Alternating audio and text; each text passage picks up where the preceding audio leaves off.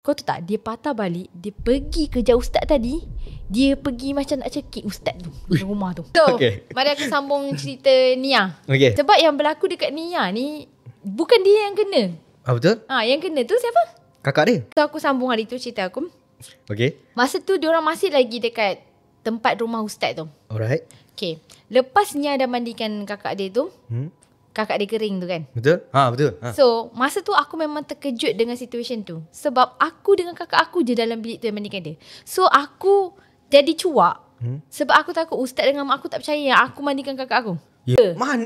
So aku macam jangan salahkan aku kalau apa-apa jadi. Tapi mak aku dengan ustaz tu punya respon, dia kata macam tak apa, diorang tahu apa yang tengah berlaku sekarang. So aku dah rasa macam lagi pelik dengan apa yang jadi malam ni dekat rumah ustaz ni.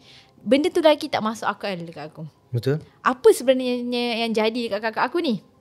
Aku jadi lagi curious nak tahu. Lepas tu sekejap lagi kakak aku tu buka mata. Kau tahu tak, dia patah balik, dia pergi kerja ustaz tadi. Dia pergi macam nak cekik ustaz tu di rumah tu. Aku lepas dia tangan, dia pergi arah ustaz tu, dia belah gini macam nak cekik. Lepas tu kakak aku macam je macam orang kena rasuk. Tu kan.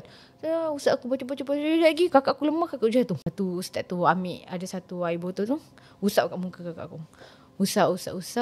Ustaz tu kata, benda ni saja lagi nak try dia ni. Dia dah lemah ni, tak apa, awak papa je dia terus masuk kereta. Memang dia dah tutup mata balik, dia dah lemah. Memang papa tu berat sebab dia dah tak ada kekuatan tau. So aku dengan kakak dengan papa dengan si isteri wife ustaz tu sekali tolong papa masuk kereta.